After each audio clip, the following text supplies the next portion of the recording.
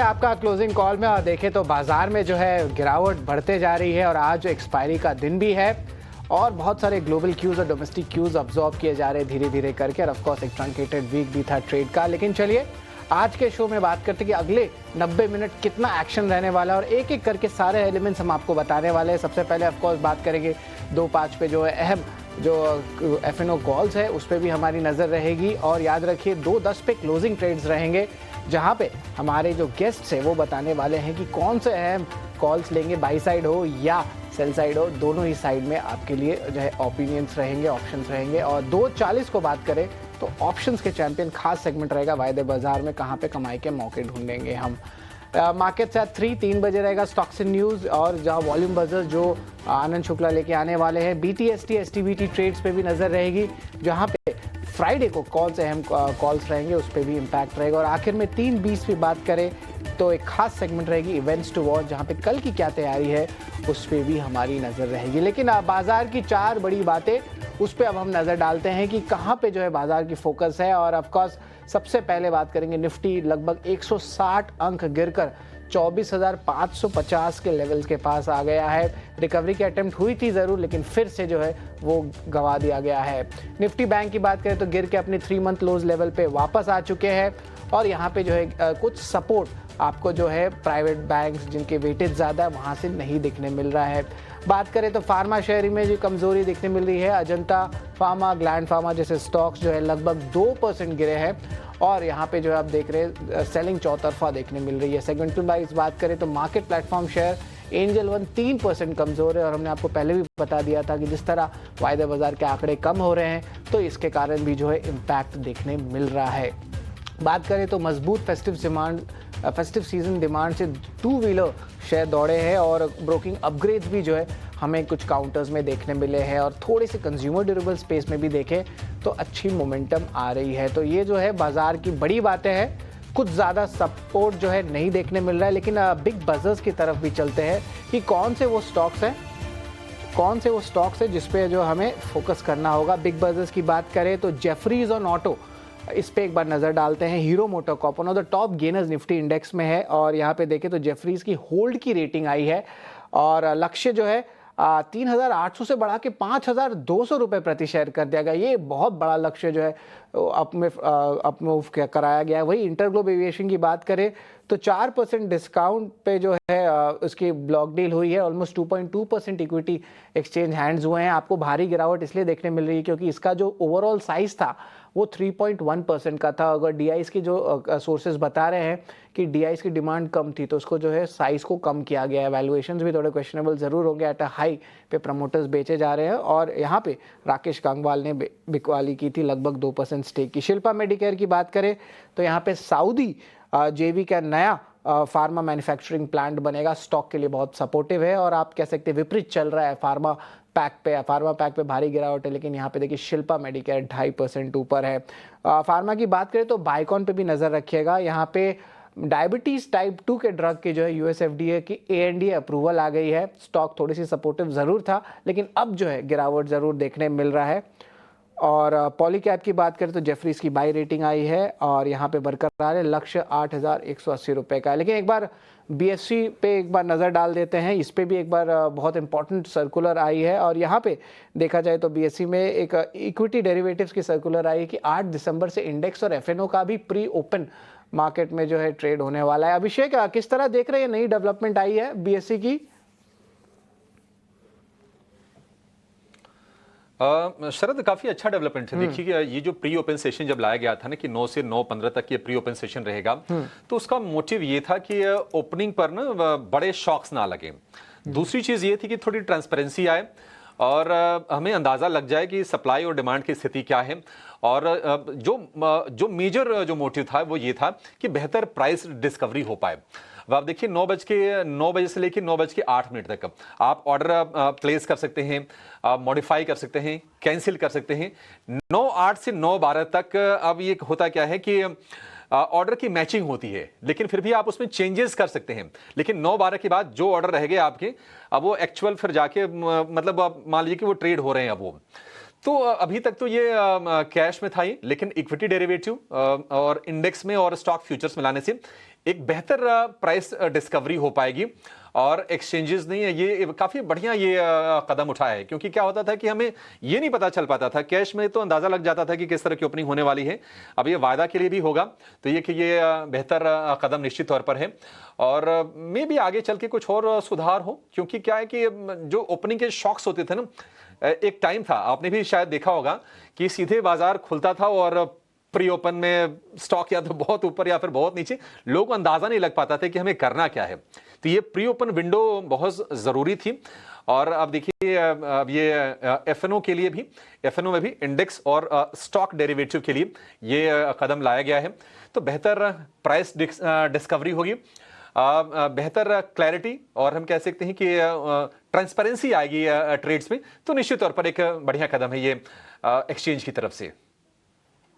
बढ़िया कदम जो है एक्सचेंज के तरफ से आ रही है। प्राइस डिस्कवरी में भी जो है अभिषेक बता रहे हैं कि अच्छी जो है मोमेंटम और क्लैरिटी देखने मिलेगी, और देखा जाए तो एक टाइप से रिकवरी भी आ रही है। डायरेक्टर साहब एक बार इंट्राडे चार्ट दिखाएं बीएससी का, तो इससे क्लैरिटी मिलेगा, क्योंकि पिछले 3-4 सेशन से अभिषेक बता भी रहे थे कि कैपिटल मार्केट स्टॉक्स में जो है भारी गिरावट देखने मिल रही थी, जिस तरह इम्पैक्ट आ रहा था। और सेबी चेयरपर्सन ने भी हाल ही में कहा था कि लॉन्ग टर्म डेरिवेटिव्स कॉन्ट्रैक्ट की तरफ जो है बाजार का फोकस रहेगा। डायरेक्टर साहब एक बार इंट्राडे चार्ट दिखाएं तो इसमें क्लैरिटी मिल जाएगी कि बीएससी में जो है पॉजिटिव अपमूव, देखिए एक पॉजिटिव अपमूव और एक स्पाइक जो है बीएससी में हमें देखने मिल रहा है, तो इस पर भी हमारी नज़र रहेगी। लेकिन अभिषेक, मार्केट सेटअप कैसा लग रहा है, उस पर आपकी राय लेना चाहूँगा कि अब जो है नेगेटिव्स बहुत फैक्टर्ड इन हो गई है, अब इस लेवल से क्या करना होगा? वॉलेटिलिटी तो बनी ही रहेगी, लेकिन किस तरह देख रहे हैं मार्केट सेटअप? शरद, ये नेगेटिव्स कब तक पूरी तरह से फैक्टर इन होंगे, इसके बारे में कहना बड़ा मुश्किल है। और आप देखिए ये क्या लेवल है अभी निफ्टी का, 24,548, 24,550 के नीचे। जब पीएम मोदी ने ऐलान किया था लाल किले से, उस वक्त निफ्टी का लेवल था 24,630। तो उस वक्त भी हमें लग रहा था कि नहीं, ये सारी चिंताओं को पीछे छोड़ के हम आगे बढ़ने की कोशिश कर रहे हैं।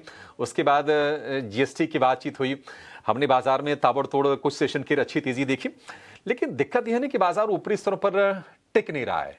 और ये जब तक मुझे लगता है कि ये मामला ना पूरी तरह से सेटल हो जाए, अब भले हो सकता है कि आप 24,000 तक के लेवल देख लें, लेकिन ये पूरी तरह से सेटल जब तक नहीं होता है, जब तक क्लैरिटी नहीं होती है कि कितना टैक्स भारत पर, अब ये 50 तो नहीं होगा, ये तो चले हम अंदाजा लगा लिए, लेकिन हमारी डिमांड सिर्फ 50 नहीं है।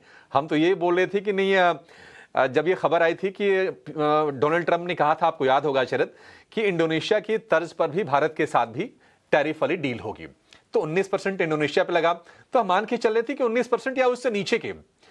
तो अब नजरें उस चीज पर हैं, अब देखते हैं कि वो बातचीत कब होती है दोनों देशों के बीच, कब से फिर 5 दौर की बातचीत तो हो गई है, छठे दौर की शेड्यूल्ड थी 25 अगस्त को, ये बैठक आगे टल गई। अब ये स्कॉट बेसेंट की तरफ से आया है स्टेटमेंट की हम बातचीत करेंगे, लेकिन कब होगी पता नहीं।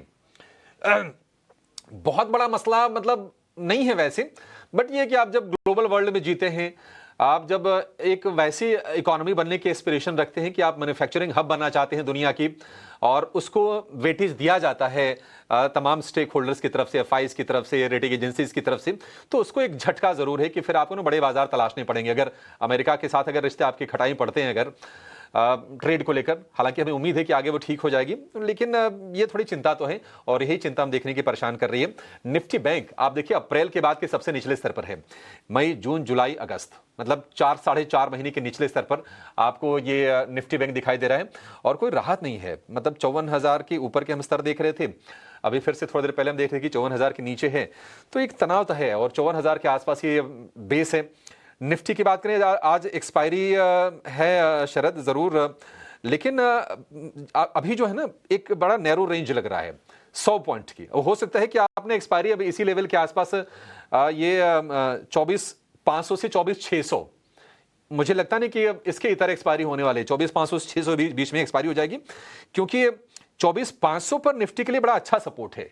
अगर आप ऑप्शंस के चेन को देखेंगे तो वहां पर जो ओपन इंटरेस्ट है करीब करीब 4.25 लाख कॉन्ट्रैक्ट्स का है, तो वहां उसके नीचे जाने की आशंका बहुत कम है, और 24,600 पर करीब करीब उतना ही कॉल साइड में आप देखेंगे, तो 24,500 से 600 इसी दायरे में आज आप एक्सपायरी की उम्मीद करके चलिए। रोलओवर्स कम है, मतलब जो एवरेज जो रोल ओवर होते हैं निफ्टी बैंक में निफ्टी और निफ्टी बैंक दोनों में कम दिखाई दे रहे हैं। तो ये थोड़ी टेंशन की बात है कि लोग अपने ट्रेड्स को उतने कैरी नहीं करना चाह रहे हैं। और आज कंज्यूमर ड्यूरेबल को छोड़ दीजिए तो बाकी सभी के सभी सेक्टर इंडेक्स में नरमी दिखाई दे रही है। कंजम्पशन में भी सिलेक्टिव बाइंग है, ऐसा नहीं कि कंजम्पशन में कोई ताबड़तोड़ कोई बाइंग हो रही हो, आगे होना होगी। रिलेटिवली थोड़ा सेफ है, इसलिए हम सुबह कह रहे थे कि कंजम्पशन हो गया, ऑटो हो गया, क्विक कॉमर्स हो गया, ये वाली कंपनी थोड़ी सी सेफ है। अदरवाइज आज माहौल तो थोड़ा नेगेटिव है। देखते हैं कि अब कल के सत्र में क्या होता है, और काफी कुछ डिपेंड करेगा। अगर पॉजिटिव बातचीत यहां से फिर से होनी शुरू होती है भारत और अमेरिका के बीच में, तब आप मान के चलिएगा। लेकिन केविन हैसेट जो कि व्हाइट हाउस के एडवाइजर हैं, ट्रंप के एडवाइजर हैं, केविन हैसेट ने कहा है कि अगर भारत नहीं झुकेगा तो फिर ट्रंप भी नहीं झुकेंगे। तो एक तरफ स्कॉट बेसेंट का बयान कुछ और आया, थोड़ा अच्छा आया, केविन हैसेट का जो बयान आया थोड़ा नेगेटिव साइड पर आया। तो ये तनातनी बनी है, भारत भी अपने मुद्दों पर झुकेगा नहीं, अमेरिका का स्टैंस आगे क्या होगा पता नहीं। तो ये अनिश्चितता बाजार को परेशान करती रहेगी शरद, और एग्जैक्टली वही होते हुए आज के सत्र में हम देख रहे हैं। गिफ्ट निफ्टी जो इंडिकेट कर रहा था शुरुआत में, उससे कहीं ज्यादा वीकनेस हम आज इंडेक्स में देख रहे हैं। और ये 24,500 का लेवल बहुत क्रूशियल है। 24,500 अगर मान लीजिए टूटता है तो फिर आप और बड़ी गिरावट के लिए तैयार हो जाएगा। हालांकि मुझे लगता नहीं है, ये मुझे लगता है कि अगला 1.5 घंटा का जो समय है ना, ये 100 पॉइंट के रेंज में ही निफ्टी निकाल देगा। जी बिल्कुल, रेंज पे तो ऑफ कोर्स सवाल दिखने मिलेगा ही, और रोल ओवर डेटा थोड़ी देर में हम आपको बताएंगे। लेकिन गिरावट जो है बढ़ रही है, पर एक रिकवरी का अटेम्प्ट निफ्टी कोशिश ज़रूर कर रहा है, लेकिन टू अर्ली टू से। लेकिन एक एक करके हमारे गेस्ट से हम इंट्रोड्यूस कराते हैं। कुणाल शाह और ओशो कृष्ण हमारे साथ जुड़ रहे हैं। Good afternoon gentleman. कुणाल, आपसे शुरुआत करते हैं। कुणाल, बताएं कि मार्केट का भी क्या हाल हो रहा है। अभी भी जो है गिरावट बनी हुई है, mid cap small cap indexes का भी कुछ सपोर्ट नहीं आ रहा है, और लार्जली कुछ कंजम्पशन नेम्स को छोड़ के, ऑटो को नेम्स को छोड़ के कहीं अपमूव ज़्यादा नहीं दिखने मिल रहा है। कुणाल, सबसे पहले आप बताएं किस तरह बाजार में रणनीति होनी चाहिए निफ्टी बैंक की। गुड आफ्टरनून सभी दर्शकों को। सी डेफिनेटली अगर मार्केट्स आप देखोगे तो लास्ट वीक भी हमने डिस्कस किया था कि द पेन पॉइंट मार्केट के लिए था बैंक निफ्टी। कहीं ना कहीं निफ्टी में हमने एक अपमूव देखा था, पर बैंक निफ्टी उसको सपोर्ट नहीं कर रहा था। 56,000 का लेवल था जो क्रॉस नहीं हो पा रहा था, और जैसे ही जो स्विंग लो 55,000 का टूटा, वहां से हमने जो लो टॉप लो बॉटम फॉर्मेशन है उसका कंफर्मेशन देख लिया था। सो मुझे लगता है अभी भी डाउनसाइड बाकी है बैंक निफ्टी में। बैंक निफ्टी में अगेन सिंस करेक्शन काफी स्ट्रांग रहा है तो हम एक टेक्निकल बाउंस देख सकते हैं, बट बाउंस अगेन एक अपॉर्चुनिटी रहेगी सेल करने के लिए। मैं एक्सपेक्ट कर रहा हूँ डाउन साइड में बैंक निफ्टी 53,000 के लेवल्स को भी टेस्ट कर लेगा। सो यहाँ से और भी डाउन साइड बाकी है। अगर आप डेली चार्ट पे देखोगे तो एक राउंडिंग टॉप बन गया है बैंक निफ्टी के लिए, और हम एग्जैक्टली वो राउंडिंग टॉप के सपोर्ट के आसपास है। सो यहाँ से एक पुल बैक आ सकता है जो शायद बैंक निफ्टी को 55,000 तक वापस लेके जाए, बट अगेन वो एक अपॉर्चुनिटी रहेगी सेल करने के लिए। डाउन साइड पे मैं एक्सपेक्ट कर रहा हूँ बैंक निफ्टी 53,000 52,500 के लेवल्स बता सकता है। सो और भी डाउन साइड बाकी है, पुल बैक को अपॉर्चुनिटी की तरह यूज करे सेल करने के लिए। जहां तक निफ्टी की बात है, निफ्टी ने कल के ट्रेडिंग सेशन में अपना 20 डीएमए तोड़ा था। आज फॉलो अप सेलिंग प्रेशर आया हुआ है। सो निफ्टी भी अंडरटोन बेरिश ही है, लार्जर टर्म रेंज में फंसा हुआ है जहां पे 25,000 में जहाँ पे हाईएस्ट ओपन इंटरेस्ट बिल्टअप है अगले सीरीज में भी, और लोअर लेवल पे हम देख रहे हैं कि 24,300 200 डाउन साइड पे सपोर्ट जोन है। सो ये बड़ी रेंज है, but with in this range मुझे लगता है कि अगर बैंक निफ्टी पार्टिसिपेट नहीं करेगा तो निफ्टी का भी पार्टिसिपेट होना डिफिकल्ट हो जाएगा। सो निफ्टी ओवरसोल्ड के जोन में है, बट अभी भी सेल ऑन राइज ही मोड है। जब तक 20 डीएमए नहीं निकालता है जो कि 24,725 726 का जोन है, तब तक व्यू बेरिश ही रहेगा। बाउंसेस को यूटिलाइज करे सेल अपॉर्चुनिटी की तरह, निफ्टी वापस जो लोअर लेवल ऑफ 24,400 350 का जोन है वो टेस्ट करने आएगा।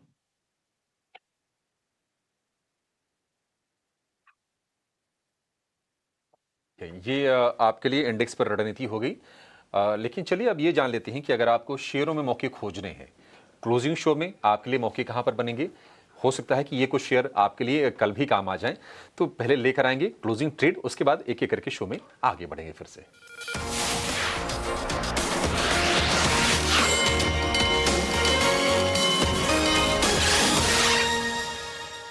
ओशो जी, बहुत शुक्रिया आपका समय देने के लिए। कुणाल, आपका भी बहुत शुक्रिया। ओशो, शुरुआत आपसे कर लेते हैं। बताइए आपने कौन से शेयर चुने हैं क्लोजिंग ट्रेड के तौर पर। Very good afternoon Abhishek ji and सभी पैनलिस्ट मेंबर को।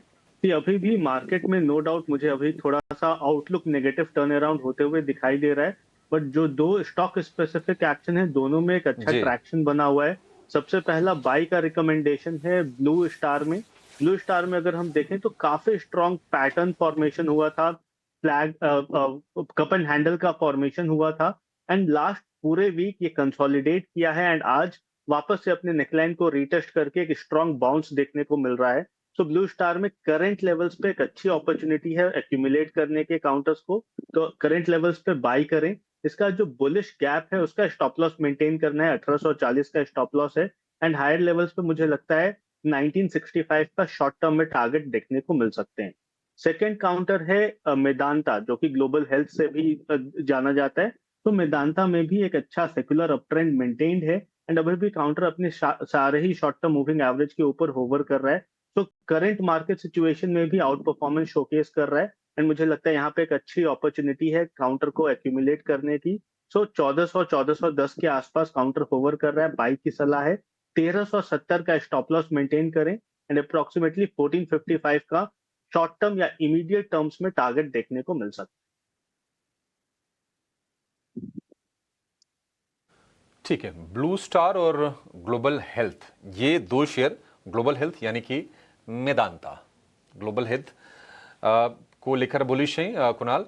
1455 के टारगेट, 1370 का स्टॉप लॉस। और अगर हम ब्लू स्टार की बात करें तो हमने देखा है कि हाल फिलहाल थोड़ी तेजी बनी है, और आज अगर देखेंगे ना, एकमात्र जो सेक्टर इंडेक्स आपको हरे निशान में दिखाई देगा वो है बीएसई कंज्यूमर ड्यूरेबल, उसी सेगमेंट से ये कंपनी ब्लू स्टार। 1965 रुपए की टारगेट और 1840 रुपए का आपको स्टॉप लॉस लगा के इसको ट्रेड करना है। कुणाल जी आप बताइए सर, आप कहां पर बुलिश हैं, और क्या दोनों इस कमजोरी के बाजार में बाई साइड के ट्रेड है औशो जी की तरह, या फिर एक बाई का और एक सेल का सौदा होगा आपके पास? आई थिंक एक बाय और एक सेल साइड की तरफ जाएंगे। फर्स्ट मैं बाय साइड डिस्कस करूंगा। स्टॉक का नाम है पॉलीकैब। आई थिंक यहाँ पे स्ट्रक्चर पॉजिटिव रहा है, हार्ट ऑफ हाई बॉटम सभी भी इंटैक्ट है। ऐसे वर्टाइल मार्केट में स्टॉक अपने 20 डीएमए पे सपोर्ट ले रहा है। सो यहाँ से अपसाइड और भी बाकी है। सो पॉलीकैब पे बाय की सलाह रहेगी। स्टॉप लॉस रहेगा 6950 का, टारगेट्स रहेंगे 7300 से लेके 7420 तक के। सो पॉलीकैब पहला स्टॉक रहेगा जो बाय साइड पे है। सेकंड स्टॉक है वो मेरा सेल साइड पे, ऑलरेडी ट्रेंड खराब है एंड मुझे लगता है कि और भी डाउनसाइड यहाँ पे बाकी है, और स्टॉक का नाम है एनएचपीसी। ऑलरेडी स्टॉक एक लोअर टॉप लोअर बॉटम है। एक जो सपोर्ट जोन था स्टॉक का 80-81 के आसपास का, वो ब्रीच हुआ है और वो अभी रेजिस्टेंस की तरह काम कर रहा है। सो एनएचपीसी को सेल करने की सलाह रहेगी। 81 का स्टॉप लॉस रखना है। डाउनसाइड पे स्टॉक आपको 77 से लेके 74 तक के टारगेट्स बता सकता है। ठीक है, पॉलीकैब को खरीदना है 7420 के टारगेट, 6950 के स्टॉप लॉस। और एक आपके लिए सेल की रिकमेंडेशन है कुणाल की तरफ से, एक बाय और एक सेल, वो भी आपके सामने ही हम स्क्रीन पर लेकर आएंगे। ठीक है, दो सौदे ये हो गए। एनएचपीसी में 77 और 74 रुपए के टारगेट होंगे सेल साइड पर, और स्टॉप लॉस यहां पर आपको लगा के चलना सिर्फ 2 रुपए ऊपर का। फिलहाल हम देख रहे हैं कि 79 रुपए का भाव है, 81 रुपए पर आपको स्टॉप लॉस लगा के चलना है एनएचपीसी। ठीक है, चलिए आगे बढ़ते हैं, कुछ और शेयरों के बारे में चर्चा करते हैं। आज बाजार को अगर आप देखेंगे कि जो शेयर थोड़ा बहुत सपोर्ट करने काम कर रहे हैं उसमें ऑटो स्टॉक्स आपको दिखाई देंगे। ऑटो में हीरो मोटो थोड़े लीडरशिप की भूमिका में है, 1% के आसपास की तेजी हम हीरो मोटो में देख रहे हैं, और 5100 रुपए के ऊपर अब ये सस्टेन कर रहा है शेयर। 4100 से हमने रैली की शुरुआत देखी थी हीरो मोटो में, और 1000 रुपए की एक तरफा तेजी इसमें है। कुछ इंटरेस्टिंग डेटा है कि एक महीने में जो 4 व्हीलर या फिर 2 व्हीलर जो शेयर है उनकी चाल कैसी रही है। आप देखेंगे कि हीरो मोटो करीब 20% चला, टीवीएस मोटर में 16% की तेजी, बजाज ऑटो में करीब 7.5% की तेजी, और ओला इलेक्ट्रिक की बात करें तो 31% की बड़ी तेजी। थोड़े छोटे भाव का शेयर भी है और फंड हाउसेज एक्टिव हुए हैं। लेकिन अगर हम 4 व्हीलर की बात करें तो आप देखेंगे मारुति करीब 19.5%, ह्युंडई 20%, एमएनएम 3% क्योंकि एमएनएम चला हुआ था, और टाटा मोटर की बात करें तो नेगेटिव रिटर्न है 1.5% के आसपास की। रीजंस क्या ऑटो शेयर चलने के, फटाफट आपके सामने वही बता देता हूं कि एक तो जीएसटी की स्लैब घटाने का फैसला किया गया है, और माना जा रहा है कि 1200 सीसी से जो कम की गाड़ियां हैं या फिर 350 सीसी की कम की जो मोटरसाइकिलें हैं उन पर 18% का जीएसटी लगेगा, जो अभी 28% के आसपास का है। एक ट्रिगर ये है। दूसरा, मॉनसून की चाल अच्छी रही है, त्योहारी सीजन चल रहा है तो इसका सपोर्ट है। कंपनियों ने अपनी ग्रोथ की स्ट्रेटजी अनवील जो की है वो बाजारों को पसंद आई है, इसके चलते लोअर लेवल से बाइंग हमने देखी है। और लोअर लेवल की से बाइंग को लेकर वजह ये भी रही है कि ईवी को लेकर हलचल फिर से बढ़ी है और फंड्स अब इन शेयरों में खरीदारी कर रहे हैं और ऊपरी स्तरों से गिरावट के बाद वैल्यूएशन आकर्षक हो गए थे तो निवेशक उसका फायदा उठा रहे हैं। ओशो, आपसे जानना चाहेंगे, ऑटो में मान लीजिए किसी को अगर थोड़ा लंबा व्यू रखना हो, मान लीजिए कि अगर किसी को पूरा का पूरा सितंबर सीरीज देना हो, ऑटो के नाम करना हो, आपके हिसाब से कहां पर दाव लगाना चाहिए? आप बता सकते हैं, एक फोर व्हीलर बता दीजिए, एक टू व्हीलर बता दीजिए, दो से ज्यादा हो तो भी चलेंगे सर। सबसे पहले मुझे लगता है हीरो मोटो में काफी स्ट्रॉन्ग टेक्निकल ब्रेकआउट आया हुआ है। ऑल दो अगर हम टेक्निकल पैरामीटर्स देख रहे हैं तो अभी ओवर बॉट टेरेन में एंटर करते हुए दिखाई दे रहा है, तो अग्रेसिवली अप्रोच नहीं करना चाहिए। मुझे लगता है 5000 के आसपास एक कंसोलिडेशन या एक बेस सेटअप बनते हुए दिखाई दे सकते हैं। तो अगर फ्रेश पोजीशन बनानी तो थोड़ा वेट करें 5000 से 4900 के लेवल्स में एक्यूमुलेट करने का। पर जिस हिसाब से इस काउंटर में बाइंग देखने को मिली है, मुझे लगता है यहाँ से काफी स्ट्रॉन्ग मोमेंटम आने वाले दिनों में देखने को मिल सकता है काउंटर में। हायर लेवल्स पे जो इसका टारगेट बनता हुआ दिखाई दे रहा है टेक्निकल चार्ट पे, वो नियर अबाउट 50 से 5600 के आसपास का शॉर्ट से मीडियम टर्म पर्सपेक्टिव के हिसाब से बनते हुए दिखाई दे रहा है। तो ये काउंटर में अभी भी बुलिश अप्रोच लेकर के चलना चाहिए, बट थोड़ा इंतजार करना चाहिए। इनकेस अगर आपको प्रॉफिट बुकिंग आती है तो फ्रेश पोजीशंस बनाएं, अगर पोजीशन है तो बिल्कुल अपने पोजीशन को होल्ड करके चला जा सकता है।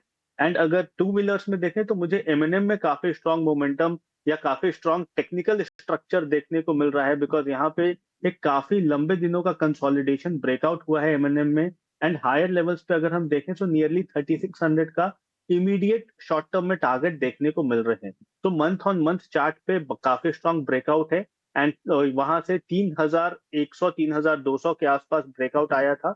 एंड जिस हिसाब का कंसोलिडेशन ब्रेकआउट है, 3600 से 3800 तक के टारगेट्स हमें शॉर्ट से मीडियम टर्म पर्सपेक्टिव में देखने को मिल सकते।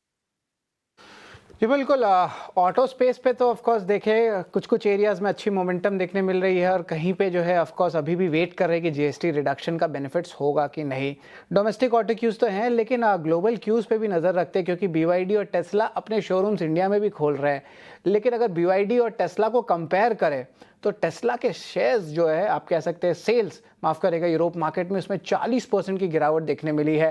और चीन की ईवी कंपनी BYD से यूरोप में जो है कड़ी टक्कर देखने मिल रही है। BYD के सेल्स में अच्छी मोमेंटम आ रही है और याद रखिए यूरोपीय बाजार में जो है टेस्ला के सामने बहुत सारी चुनौती है। सबसे इंपॉर्टेंट है कि इलन मस्क का पॉलिटिकल इन्वॉल्वमेंट भी है ट्रम्प के साथ। हालांकि अभी तो वो नाराज़ ज़रूर है, लेकिन देखिए वो जो है खपत में और नंबर्स में भी दिखने मिल रही है। तेज़ी से बढ़ रही है कंपटीशन और चाइनीज़ प्लेयर्स आ रहे धीरे धीरे करके। अब क्या पता ये कंपटीशन जो है भारत में भी दिखने मिले, जिस तरह हाई एंड में टेस्ला और BYD जो एक दूसरे के साथ लड़े। तो अभिषेक ज़रा बताएं कि ये पूरी जो टेस्ला की मामला है, यूरोप में तो ये फीकी पड़ चुकी है टेस्ला, भारत में या अलग कोई मार्केट्स में ये अपना रास्ता बनाने वाले हैं क्या? कैसी व्यू लग रही है ईवी स्पेस में? शरद देखिए इंटरेस्टिंग है, BYD भारत में भी है और BYD की अगर आप क्वालिटी देखेंगे कारों की ना शरद, तो टेस्ला से कम नहीं है। या हो सकता है कि आप ये भी कह दें कि अगर प्राइस वाले फैक्टर को लेकर आए ना तो टेस्ला से बेहतर उनकी कारें हैं। और यूरोप में कड़ी टक्कर नहीं, BYD अब एज लेती हुई जा रही है। एक तरफ जहां आप देखिए BYD की सेल्स 3 गुनी हो रही है, टेस्ला के की जो बिक्री है वो गिरावट हो रही है। और एलन मस्क ने जो ये कहा था कि वो पॉलिटिकल पार्टी बनाएंगे, तो उसके चलते मतलब निवेशकों की सोच थोड़ी अलग होती है। उन्होंने सोचा कि अच्छा आप अगर राजनीति में जाएंगे तो शायद कंपनी पर कम फोकस कर पाएंगे। अब उसके चलते तो ये थोड़ा नुकसान शेयर में हमने हाल फिलहाल देखा। थोड़े लोअर लेवल से रिकवरी की कोशिश है, लेकिन BYD एक अलग लेवल की कंपनी है। मतलब जो क्वालिटी है, क्योंकि आप सिर्फ क्वालिटी नहीं देखते हैं, आप देखते हैं कि प्राइस से अगर उसको प्राइस के हिसाब से अगर कंपेयर किया जाए तो BYD में वैल्यू प्रोपोजिशन वो ज़्यादा बेहतर दिखाई देते हैं। और इसके चलते इनकी जो पैठ है इनकी गाड़ियों की वो यूरोप में बढ़ी है। भारत में भी आपने मतलब टेस्ला से पहले आपने BYD कारें सड़क पर देखी होंगी, बहुत ही आकर्षक लगती हैं शरद, इसमें कोई दो राय नहीं है। और अब ये सिर्फ BYD नहीं, आप देखिए यहाँ पर तो एक वियतनाम की कंपनी भी इलेक्ट्रिक कार वाले स्पेस में उतर गई है। बट इन सारी चर्चाओं का लब्बो-लुबाब ये है शरद कि देखिए तमाम कंपनी जब आएंगे ना तो हमारी जो देसी कंपनीज हैं, M&M हो गई या फिर टाटा हो गई, उनके लिए बेहतर है कि वो मतलब कोई एक कंपनी आके उनके डोमिनेंस को चुनौती नहीं देगी, और वैसे भी थोड़ी सी महंगी ये कारें हैं। जो चीज़ आपको M&A में हो सकता है कि 20, 25, 30 लाख में मिल जाएगी, उसके लिए आपको 60 लाख रुपए चुकाने पड़ेंगे। तो देखते हैं, अब ये एक बदलता हुआ लैंडस्केप है, आगे का पता नहीं आगे क्या होगा, बट ये जो खबर आई है टेस्ला के लिए नेगेटिव तो ज़रूर है ये।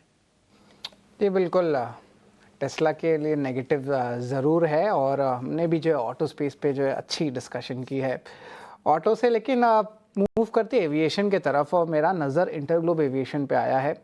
स्टॉक के ऑफ कोर्स देखें तो प्रमोटर ने जो ओपन मार्केट में बिकवाली की है, लेकिन बात 3% की थी, लेकिन हुआ सिर्फ 2%। अब ऑफ कोर्स इसका एक रीज़न ये भी हो सकता है कि डीआईज के प्रति जो है डिमांड उतना आया नहीं है। देखिए स्टॉक 5% गिरा हुआ है। कुणाल, आपसे ये सवाल रहेगा, इंटरग्लोब एविएशन पोजिशनली बात करते हैं, यहाँ पे बाय द डिप होनी चाहिए कि अभी भी वैल्यूएशंस पे कुछ सवाल हैं और ग्रोथ में थोड़ा बहुत क्वेश्चंस आ सकते हैं? इकरा की भी रिपोर्ट आई है कि लॉसेस बढ़ सकते हैं अगले साल, बट मेरा कहना है कि शॉर्ट टर्म बेसिस पे तो सारे ही रूट्स महंगे हो गए हैं और फेस्टिव सीजन में बहुत बड़ी बुकिंग्स हो रही है। तो कुणाल, आप किस तरह देख रहे हैं InterGlobe Aviation? Buy the dip रणनीति होनी चाहिए? स्टॉक 5750 लेवल्स पे है। I think definitely buy on dips का अप्रोच रखना चाहिए इंडिगो पे। ओवरऑल लार्जर टर्म जो स्ट्रक्चर है वो अभी भी पॉजिटिव है। जहाँ पे सपोर्ट है स्टॉक का वो है 5600। सो मुझे लगता है 5600 5500 के जोन पे स्टॉक आ सकता है, जहाँ पे सपोर्ट टेस्ट करेगा, एंड वहां से मुझे लगता है कि एक अच्छी खासी रैली वापस आनी चाहिए। 5600 के आसपास स्टॉक का 100 डीए में भी है, सो आई थिंक वो एक सपोर्टिव काम करेगा, एंड वहां से वापस रैली स्टार्ट होगी जो स्टॉक को 6000 6100 तक लेके जा सकती है। सो डिप्स को यूटिलाइज करे बाय करने के लिए। ऑलरेडी 5754 के आसपास चल रहा है, तो शायद और 150-200 पॉइंट नीचे एक अच्छी अपॉर्चुनिटी बन सकती है बाय करने के लिए। खरीदारी की राय आ रही है इंटरग्लोब एविएशन के लिए। पोजिशनली जो है इस पे हमारी नज़र ज़रूर रहेगी। और एक और काउंटर है जहाँ पे अच्छी मोमेंटम देखने मिली है, और ये है आपका टाइटन। कंजम्पशन स्पेस पे है, और यहाँ पे देखिए तो ज्वेलरी सेगमेंट पे तो ऑफ कोर्स फेस्टिव सीजन रहता है तो आँख रहती है। बहुत स्मॉल बेसिस पे मैं कहूँगा, जो छोटे अवधि के लिए ओशो क्या इंपॉर्टेंट लेवल्स रहेंगे टाइटन के? स्ट्रेंथ तो है, बट ऐसा नहीं कि बहुत बड़ा स्ट्रेंथ दिखाया जा रहा है, बिकॉज गोल्ड प्राइजेस महंगे हैं। लैब ग्रोन डायमंड है, सिल्वर के प्रति भी सुनने में आया इंटरेस्ट बहुत है बाजार में। लेकिन ओशो ज़रा बताएं, टाइटन पे आपकी क्या राय रहेगी? टाइटन में ओवरऑल आउटलुक काफी पॉजिटिव है, बट अगर हम हिस्टोरिकल प्राइस एक्शन देखते हैं तो 3700 से 3800 का काफी स्ट्रॉन्ग रेजिस्टेंस है। तो जब तक इस रेंज को ब्रेक थ्रू नहीं करता है तब तक थोड़ा सा हायर लेवल्स पे सप्लाई इंक्रीज कर सकता है काउंटर में। बट ओवरऑल अगर हम देखें अभी शॉर्ट टर्म में बिल्कुल ही अपने 200 सिंपल मूविंग एवरेज से काफी स्ट्रॉन्ग मोमेंटम पकड़ा था काउंटर ने, एंड अभी भी अगर थोड़ा करेक्शन आता है नियर अबाउट 3500 पे, तो बाइंग की ही अपॉर्चुनिटी लेकर के चलने चाहिए। अगेन हायर लेवल्स पे 37 से 3800 एक क्रूशियल हर्डल है, वहां पे काफी वॉचफुल रहना चाहिए, अपने प्रॉफिट्स को ट्रेल करते रहना चाहिए स्टॉप लॉसेस के साथ। एंड अगर 3800 के ऊपर ब्रेक थ्रू दिखता है तो हमें मल्टी वीक या मल्टी मंथ ब्रेकआउट भी टाइटन में आने वाले दिनों में देखने को मिल सकते हैं। तो काफी क्रूशियल जंक्चर पे है, डिप्स पे बाय करें 3500 से 3450 पे, एंड हायर लेवल्स पे अपने प्रॉफिट्स को ट्रेल करते रहें एंड ब्रेकआउट का इंतजार करें। स्टॉप लॉसेस जो है, ट्रेलिंग स्टॉप लॉस ज़रूर लगा के रखे टाइटन के लिए। लेकिन चलिए एक छोटा सा ब्रेक लेते। ब्रेक के उस पार जो है सवाल जवाब का सिलसिला जारी रहेगा, जहाँ पे हम आपको टेक्निकल और फंडामेंटल पिक्स लेके आएंगे, जहाँ पे कमाई के मौके बनेंगे।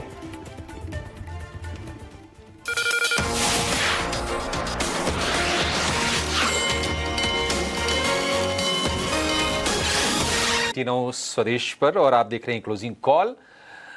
निफ्टी की जो गिरावट है वो है 150 अंकों की। निफ्टी बैंक की जो गिरावट है करीब 550 अंकों की। 225 अंक निफ्टी नीचे है। तो अब एक छोटे से रेंज में फिलहाल पिछले आधे पौने घंटे से उथल पुथल आप होते हुए देखेंगे। और कंजम्पशन वाले कुछ शेयर से एकमात्र शेयर टाइटन है जहां पर 1% से ज्यादा की तेजी है। लेकिन अगर आप दूसरी साइड में देखेंगे तो आईटी वाले शेयरों ने पिछले कुछ मिनटों में बाजार पर दबाव बढ़ाना शुरू किया है। टीसीएस, इन्फोसिस, एचसीएल टेक, ये 3 शेयर गिरावट के साथ कारोबार करते दिखाई देंगे। और बैंकिंग की अगर हम बात करें तो बैंकिंग में एचडीएफसी बैंक में बोनस इशू होने के बाद भी लिक्विडिटी तो बढ़ गई है, लेकिन शेयर की गिरावट है वो नहीं रुक रही है। आज फिर से हम देख रहे हैं कि शेयर करीब 1.5% नीचे कारोबार करता हुआ आपको दिखाई देगा। एक और एक्सपर्ट को जोड़ते हैं अपने साथ। हमारे साथ जुड़ गए हैं पृथ्वी फिनमार्ट के हरीश जुजारे। हरीश जी, बहुत शुक्रिया आपका समय देने के लिए। हरीश जी, जरा फटाफट अपनी ट्रेडिंग कॉल्स बता दीजिए, उसके बाद हम अपने शेयर आपसे पूछेंगे। गुड आफ्टरनून अभिषेक जी। बिल्कुल, जिस तरीके से मार्केट का रुझान है, देखिए लगातार हमने नीचे की तरफ मूवमेंट देखने मिल रहा है। निफ्टी ऑलमोस्ट मुझे लग रहा है कि 24,450 के आसपास एक मेजर सपोर्ट है, जो प्रीवियस स्विंग लोस है, वहां से हमने देखा था कि रिकवरी देखने मिल रहा था। तो मुझे लग रहा है कि 24,450 का लेवल एक की सपोर्ट बन के रहेगा। उसके नीचे कुछ लग रहा था और थोड़ा वीकनेस देखने मिल सकता है। तो फिलहाल मुझे लग रहा है कि थोड़ा वेट एंड वॉच करना चाहिए निफ्टी में। और बैंक निफ्टी में देखा जाए तो और ज्यादा वीकनेस थोड़ा लग रहा है, क्योंकि जिस तरीके से लगातार सेल ऑफ देखने मिल रहा है और जो मेजर सपोर्ट्स थे वो ऑलरेडी ब्रेक कर चुका है। मुझे लग रहा है कि नेक्स्ट सपोर्ट बन रहा है ऑलमोस्ट 53,500 के अराउंड बैंक निफ्टी के लिए। तो इस लेवल्स के लिए थोड़ा ध्यान रखना चाहिए और मेरे हिसाब से ज्यादा थोड़ा कॉशियस अप्रोच रखना चाहिए और पोजीशन भी हल्के रखना चाहिए मेरे हिसाब से थोड़े टाइम के लिए। और मेरे रडार पे एक स्टॉक है आज के लिए, जो कि पॉलीकैब है। देखिए, पॉलीकैब में क्लियर एक हायर टॉप और बॉटम में 20 डे में अच्छे ऊपर सस्टेन कर रहा है स्टॉक प्राइस। मुझे लग रहा है कि 2-3 दिन का वॉल्यूम के ग्रोथ के साथ मुझे लग रहा है कि यहाँ पे मोमेंटम दिखाई दे रहा है और स्टॉक में स्ट्रेंथ भी दिखाई दे रहा है। तो मुझे लग रहा है कि यहाँ से 7,350 टारगेट्स के लिए बाइंग कर सकते हैं। करंटली प्राइस चल रहा है 7,145 पे। तो मुझे लग रहा है कि ऊपर का टारगेट 7,350 का रहेगा पॉलीकैब में, और स्टॉप लॉस मेंटेन करना चाहिए 6,985 का पॉलीकैब के लिए। अच्छा, पॉलीकैब के अलावा कोई और शेयर हरीश जी? पॉलीकैब तो अभी हमारे एक एक्सपर्ट बता के गए, आप ही पॉलीकैब पर बुलिश हैं। बढ़िया है, वायर एंड केबल वाले शेयरों में थोड़ा थोड़ा जोश हम देख रहे हैं। कोई और शेयर इसके अलावा? बिल्कुल अभिषेक जी, आज के जिस तरीके से माहौल है मार्केट में, मुझे लग रहा है कि थोड़ा कॉशियस अप्रोच रखना चाहिए मेरे लिए। मेरे रडार पे आज एक ही स्टॉक है तो बाइंग के लिए। तो फिलहाल अगर मैं अवॉइड करना चाहता हूँ फ्रेश बाइंग, थोड़ा वेट करना चाहता हूँ दूसरे स्टॉक्स के लिए। कोई बात नहीं, कोई बात नहीं। कम ट्रेड हो लेकिन जो हो एकदम ठोक बजा के बढ़िया, एकदम कि उसमें कोई शक की गुंजाइश ना हो। पॉलीकैब पर हमारे ज्यादातर एक्सपर्ट बुलिश दिखाई दे रहे हैं। 7,350 के टारगेट हैं और 6,985 रुपए का आपको स्टॉप लॉस लगा के चलना है इस शेयर में। लेकिन एक शेयर में ऐसा बता रहा हूं जो कल के सत्र में सभी के रडार पर होगा, पूरे बाजार के, वो है रिलायंस। क्योंकि रिलायंस की कल एजीएम होने वाली है, यानी कि एनुअल जनरल मीटिंग हमेशा फोकस में होता है। और रिलायंस के एजीएम से हमेशा उम्मीद की जाती है ना कि कुछ बड़ा ऐलान करेंगे मुकेश अंबानी। अब इस बार की जो एजीएम है, हमेशा की तरफ पिछले 2-3 एजीएम की तरफ फोकस में ये रहेगा कि जियो, जो कि इनका टेलीकॉम वाला आर्म है, उसकी लिस्टिंग को लेकर, उसके डीमर्जर को लेकर क्या कहते हैं, रिटेल कारोबार को अलग करके उसको लिस्ट कराने को लेकर मुकेश अंबानी जो कि चेयरमैन है वो क्या कहते हैं, और सक्सेशन प्लान्स क्या हैं। बड़े कुछ ऐलान भी फोकस में रहेंगे। वो तो कई बार वो धमाका भी करते हैं। तो जरा समझ लेते हैं कि उम्मीदें क्या क्या हैं और एजीएम से पहले और एजीएम के बाद रिलायंस के शेयर की चाल कैसी रही है। इस डेटा को बहुत अच्छे से एनालाइज किया है हमारी सहयोगी आशीषा अदवरियो ने। आशीषा हमारे साथ जुड़ गई हैं। आशीषा, बताइए किस तरह क्या उम्मीदें हैं इस एजीएम से, और रिलायंस की चाल का जो ट्रेंड रहा है ओवर द ईयर्स वो क्या रहा है? बिल्कुल, सबकी नज़र रिलायंस के एजीएम और मुकेश अंबानी की क्या कमेंट्री निकल कर आती है उस पर रहेगी। 29 अगस्त को 2 बजे रिलायंस इंडस्ट्रीज़ की एजीएम शुरू होगी और सबसे पहले 3 इम्पॉर्टेंट कमेंट्रीज पर सबकी नज़र रहेगी। एक, रिलायंस जियो के आईपीओ को लेकर अगर कुछ कमेंट्री निकल कर आती है, टाइमलाइन को लेकर, उस पर सबकी नज़र रहेगी और उसके चलते वैल्यू अनलॉकिंग शेयर होल्डर्स के लिए निकल कर आ सकता है। याद रखें, पिछले कुछ सालों से जियो की लिस्टिंग को लेकर काफ़ी कुछ चर्चाएं हुई है, लेकिन अगर इस साल कुछ कमेंट्री निकल कर आती है उस पर सबकी नजर रहेगी।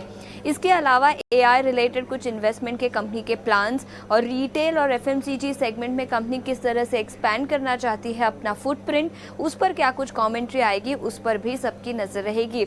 लेकिन एक बार नजर डाल लेते हैं पिछले कुछ सालों में मुकेश अंबानी ने किस तरह के अनाउंसमेंट्स अपने एजीएम में किए हैं।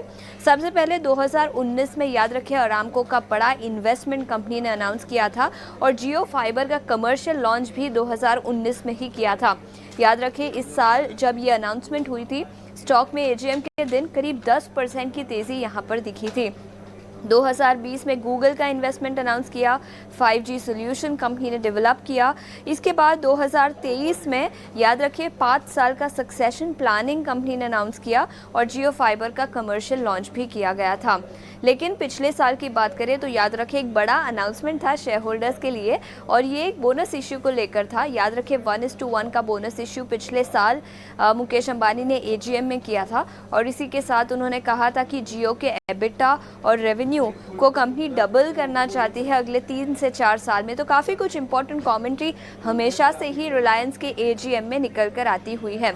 अभी इसके अलावा स्टॉक प्राइस परफॉर्मेंस पिछले कुछ सालों में एजीएम के पहले, एजीएम के दिन और एजीएम के बाद कैसा रहा है उस पर भी नज़र डाल देते हैं। सबसे पहले 2019 की ही बात कर लेते हैं, जहां पर अरामको का बड़ा इन्वेस्टमेंट कंपनी ने अनाउंस किया था। उस साल एजीएम के 10 दिन पहले से करीब 7.5% का उछाल स्टॉक में दिखा था और एजीएम के दिन भी करीब 9 से 10% की तेज़ी दिखी। पिछले साल यानी 2024 की बात करें तो करीब 2.5% की तेज़ी 10 दिन पहले दिखी थी। उस दिन करीब 1.5% की तेज़ी दिखी थी और इस साल भी पिछले कुछ दिनों में करीब 3% का अपमूव ऑलरेडी रिलायंस इंडस्ट्रीज़ में दिख चुका है। तो क्या कुछ कमेंट्री निकल कर आती है एजीएम से, specially AI related plans, FMCG footprint और जियो के लिस्टिंग को लेकर, उस पर सबकी नज़र रहेगी। बिल्कुल, जियो की लिस्टिंग को लेकर और रिटेल कारोबार जिसमें कि लगातार वो एक्विजिशंस भी कर रहे हैं, नई नई कंपनियां खरीद रहे हैं और ग्रोथ अच्छी है, वहाँ से दम भी मिल रहा है। एक ज़माने में हम मतलब देखते थे कि मेजॉरिटी ऑफ द रेवेन्यू था वो उनके ऑयल वाले कारोबार से आता था, लेकिन धीरे धीरे जियो काफ़ी बड़ा हो गया, रिटेल वर्टिकल काफ़ी बड़ा हो गया और न्यू एनर्जी बिजनेस पर जो उन्होंने अपनी स्ट्रेटजी को फिर से थोड़ा रीजी किया है, रिकैलिब्रेट किया है, उसका बेनिफिट भी रिलायंस को मिल रहा है। लेकिन अगर हम शेयर की बात करें तो ये भाव कोई नया नहीं है, ये भाव पुराने हैं, 1380 रुपए के। इस भाव से शेयर चलता है, 1400 के ऊपर जाता है, फिर गिरता है, फिर यहाँ के सपोर्ट लेता है और ये ट्रेंड हम देख रहे हैं। हरीश जी, एजीएम से पहले हालांकि हमने देखा कि जो स्टॉक प्राइस आशीषा बता रही थी, कोई ऐसा कोई क्लियर कट कोई ट्रेंड नहीं था कि मतलब एजीएम के बाद कोई रफ्तार पकड़े। ये सब तो ठीक है, डेटा क्रंचिंग के लिए बड़ा मजा आता है, जाना भी चाहिए, लेकिन आप जरा चार्ट देखकर बताइए कि आपको रिलायंस से क्या संकेत मिल रहे हैं। क्या एजीएम से पहले पोजीशन आप लेने की सलाह देंगे या फिर इवेंट बीत जाए उसके बाद कुछ सोचेंगे? अभिषेक जी, बिल्कुल जैसे आपने बताया, स्टॉक प्राइस देखा तो एक कंसोलिडेशन में है, इसी के प्राइस के आसपास ही घूम रहा है स्टॉक प्राइस। अगर देखा है तो सपोर्ट जो है 1360 के अराउंड है इमीडिएट बेस में। उसके नीचे मुझे लग रहा है कि स्ट्रॉन्ग सपोर्ट जो बन रहा है 200 मूविंग एवरेज का, जो कि 1340 के आसपास है। तो मुझे लग रहा है कि यहाँ ये जो रेंज में है सपोर्ट्स के आसपास है, तो मुझे लग रहा है कि अगर एजीएम के टाइम पे कुछ डिप मिलता है इस लेवल्स के आसपास, तो मुझे लग रहा है कि यहाँ पे बाइंग अपॉर्चुनिटी बन सकती है डिप्स में, जो कि 1340 के अराउंड अगर मिल जाता है, अच्छा लेवल बना रहेगा सपोर्ट्स के, तो वहां से रिकवरी देखने मिल सकती है। जो कि इमीडिएट रेजिस्टेंस बन रहा है 1400 के ऊपर 1420 का। तो मुझे लग रहा है कि इस लेवल्स के लिए नीचे लेवल पे बाइंग करने की राय रहेगी। एजीएम में अगर कोई भी डिप मिलता है, मुझे लग रहा है कि जिस तरीके से दिग्गज कंपनी है और सेटअप भी देखा है तो वो तेजी में ही का सेटअप है, तो ओवरऑल मुझे लग रहा है कि जो भी है करेक्शन अगर मिल सकता है तो बाय ऑन डिप्स का स्ट्रेटेजी मेंटेन करना चाहिए।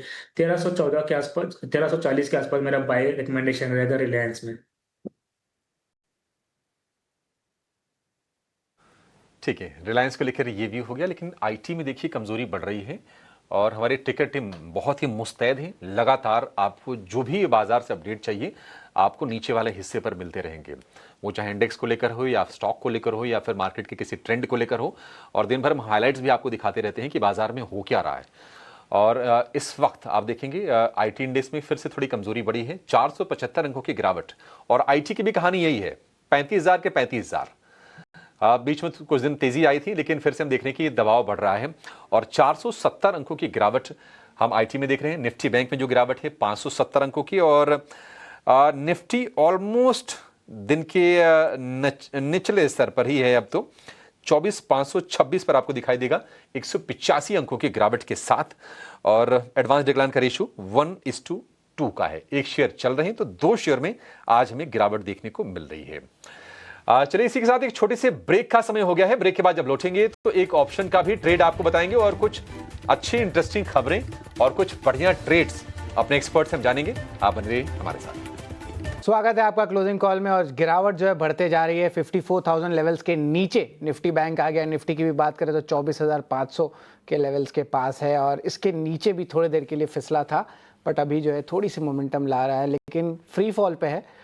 तो यहाँ पे ऑफकोर्स देखनी होगी कि गिरावट जो है खासकर कि आईटी सेगमेंट से ज़्यादा देखने मिल रहा है और most of the sectoral indices भी जो है लाल निशान में। बस चुनिंदा जो स्टॉक्स है वहाँ पे हम देख रहे हैं कि थोड़ी सी मोमेंटम आ रही है, बट कुछ खास सपोर्ट कहीं से नहीं दिखने मिल रहा है और सेलिंग प्रेशर बढ़ रही है।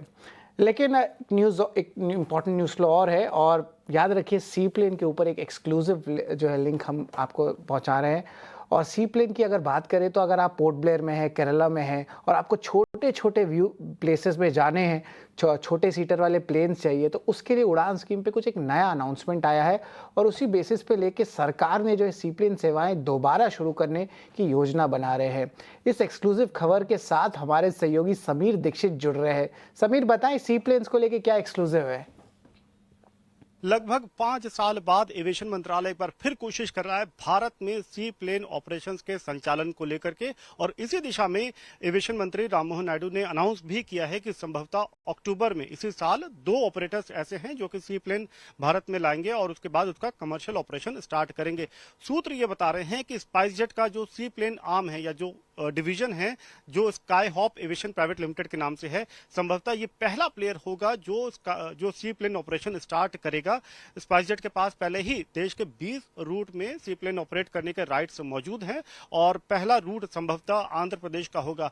जो 3 और रूट हैं जहां पर फर्स्ट फेज में हम सी प्लेन ऑपरेशन स्टार्ट होता वो देख सकते हैं, उसमें अंडमान निकोबार आइलैंड, केरल, आंध्र प्रदेश शामिल है। लेकिन उसके बाद देश के अलग अलग हिस्सों में जैसे कि गुवाहाटी, महाराष्ट्र, वहां पर भी सी प्लेन ऑपरेशन हम जी बिल्कुल। सी प्लेन्स पे जो एक्सक्लूसिव खबर आ रही है, स्पाइसजेट पे नज़र रखिएगा, स्काई हॉप करके उनकी आर्म है जिस पे नज़र रहेगी, और एक प्राइवेट प्लेयर भी है।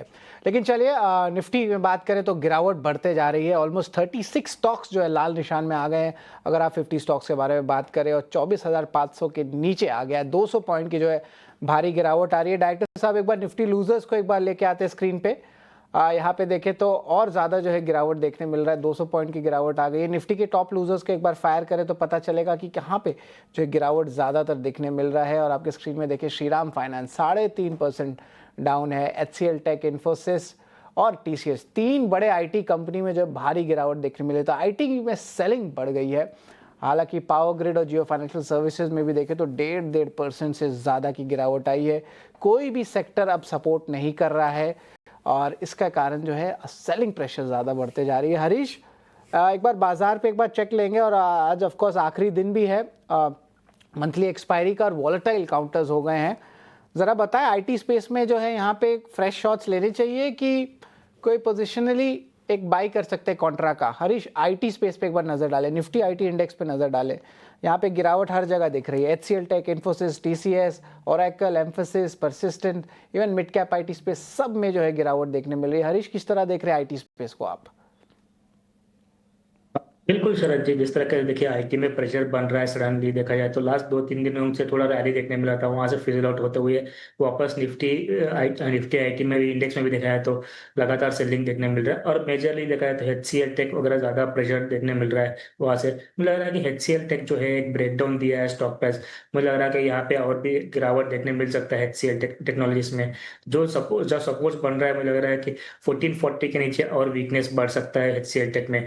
मुझे लगा कि थोड़ा भी पुल बैक आता है तो 1460 के आसपास सेलिंग का एक शॉर्ट पोजीशन बना सकता है HCL टेक्नोलॉजीज में। नीचे मुझे लग रहा है कि मेजर सपोर्ट जो है 1410 के आसपास है, उसके लिए टारगेट्स के लिए बिल्कुल सेलिंग का अपॉर्चुनिटी बन सकता है HCL टेक्नोलॉजीज में। अगर स्टॉप लॉस मेंटेन करना है, मुझे लग रहा है कि 1475 का तो, और HCL टेक में सेलिंग का राय रहेगी। अगर वही चीज एक अगर TCS की बात करते हैं, मुझे लग रहा है कि TCS में एक डिप में बाय करने की राय रहेगी। जिस तरीके से देखिए एक कंसोलिडेशन के बाद स्टॉक प्राइस 2-3 दिन पहले एक बाउंस देखने मिल रहा था, वापस मुझे लग रहा है कि 20 डे मूविंग एवरेज के आसपास आते हुए नजर आ रहा है। मुझे लग रहा है कि इसमें एक बाइंग का अपॉर्चुनिटी बन सकता है। TCS में डिप आए तो मुझे लग रहा है कि सपोर्ट जोन बन रहा है 3080 के अराउंड, तो मुझे लग रहा है कि ये डिप्स मिलता है तो बिल्कुल बाइंग कर सकते हैं TCS में। और ऊपर मुझे शॉर्ट टर्म में टारगेट्स दिखाई दे रहे हैं 3200, 3220 के लिए बाइंग कर सकते हैं TCS में। इसमें बाय द डिप की रणनीति है, 3100 लेवल्स पे आ गया है, और ऑफ कोर्स 5 साल के एवरेज वैल्यूएशन लेवल्स पे जो अभिषेक भी बात कर रहे थे, तो यहाँ पे देखें उस लेवल्स के भी नीचे आ गए। निफ्टी IT इंडेक्स में 500 अंकों की गिरावट आई है, तो ये तो बड़ा गिरावट ज़रूर देखने मिल रहा है, इस पर हमारी नज़र ज़रूर रहेगी। लेकिन चलिए एक छोटा सा ब्रेक लेते हैं, और ब्रेक के बाद markets at 3, BTST, STBT trades और अहम टेक्निकल पिक्स और फंडामेंटल पिक्स हम लेके आएंगे आपके लिए।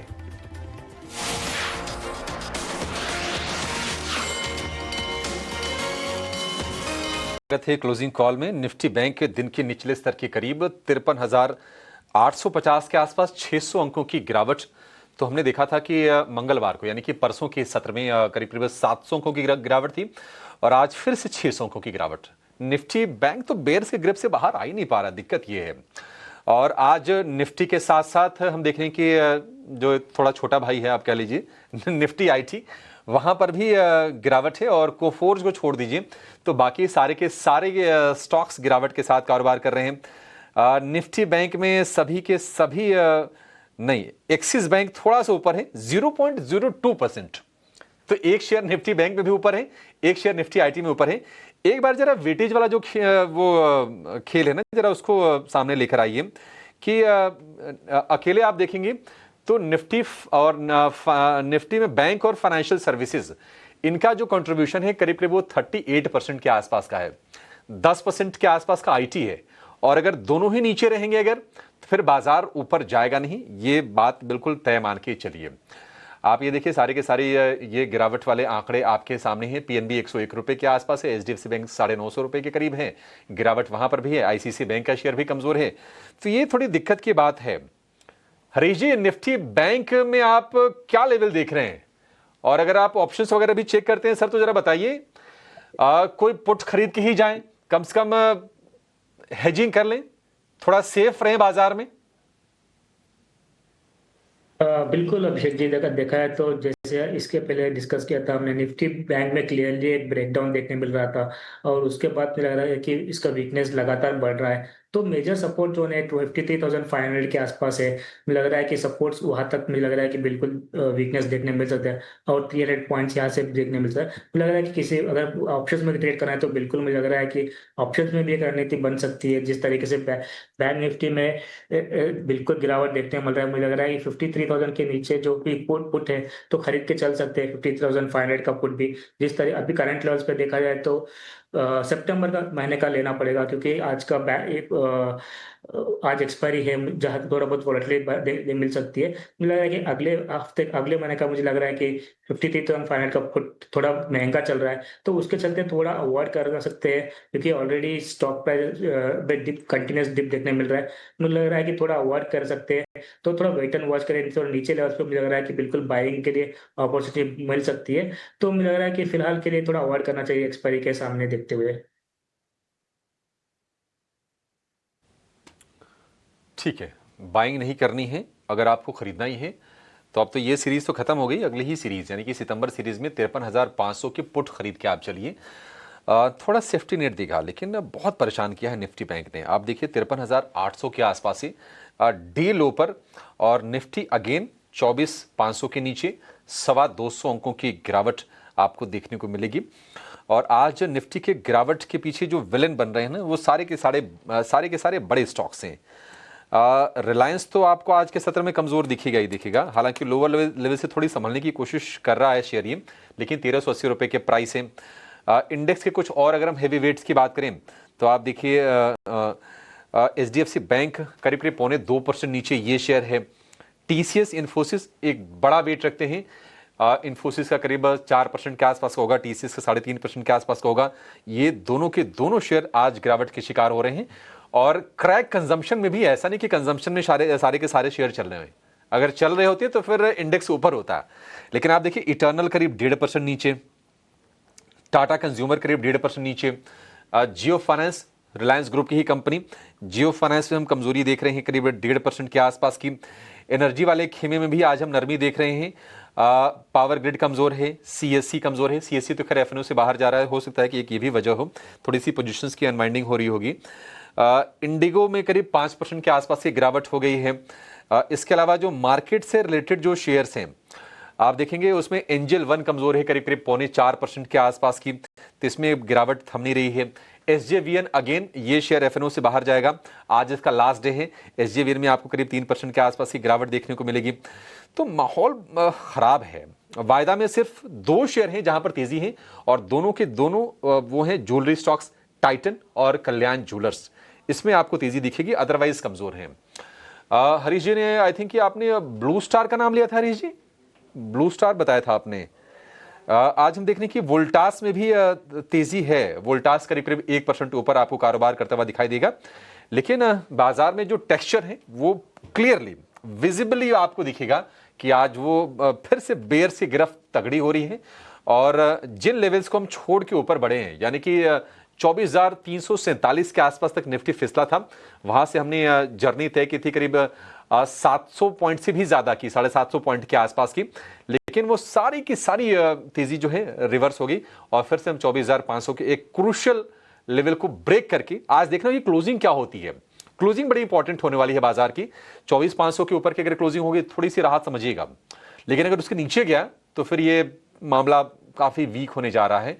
और ये देखिए लॉन्ग टर्म की थियरी अलग काम करती है, शॉर्ट टर्म की अलग काम करती है। लॉन्ग टर्म में तो ठीक है आप स्टॉक्स लेके बैठे रहिए, अल्टीमेटली तो ऐसा नहीं है कि मतलब ये सिचुएशन हमेशा रहेगी, लेकिन जो ट्रेडर्स हैं मतलब हमें उनकी फिक्र ज्यादा है, जो रोज आते हैं कुछ पैसे लेके बाजार में इस उम्मीद से कि आज पैसे बन जाएंगे, लेकिन मामला फिर उल्टा हो जाता है। आज तो खैर हमने सुबह कहा था कि नहीं आप आधे एक घंटे कोई ट्रेड मत लीजिए, और वैसे ही बाजार ने अपना कह सकते हैं कि चरित्र दिखाया भी कि शुरुआत जितनी कमजोर हुई, कमजोरी फिर उसके बाद बढ़ती गई और सुबह वाले लेवल अभी फिलहाल हमें स्क्रीन पर दिखाई दे रहे हैं।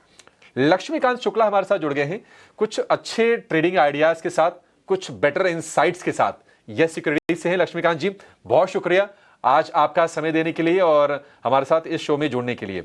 लक्ष्मीकांत जी कोई ट्रेड है तो बताइए सर, अगर आपका कन्विक्शन है, कन्विक्शन अलाउ करें, आपके अंतरात्मा से आवाज आए कि नहीं ये शेयर चल जाएगा तभी बताइएगा, अदरवाइज मुझे हिम्मत नहीं हो रही कि नहीं तेजी करके और फंसे। बेहतर होगा कोई अगर आपको शॉर्ट साइड का सौदा दिख रहा है तो वो भी बता दीजिए। गुड आफ्टरनून अभिषेक जी। जी हाँ, जिस तरीके से मार्केट ने अपने सारे लेवल्स के नीचे की क्लोजिंग देता हुआ जो मार्केट लग रहा है, तो वीकनेस तो है मार्केट में और अभी भी इस वक्त भी शॉर्ट के ही जो ट्रेड है वही समझ में आ रहे हैं। बट ऐसा कोई स्ट्रॉन्ग कन्विक्शन वाला ट्रेड नहीं है। हाँ, एक थोड़ा सा रिस्की ट्रेड है, मुझे ल्यूपिन वीक लग रहा है। कई दिनों से स्टॉक अपने की मूविंग एवरेज के नीचे सस्टेन कर रहा है। अगर 1900 के नीचे की क्लोजिंग होती है तो हमें फर्दर वीकनेस देखने को मिल सकती है इस स्टॉक में।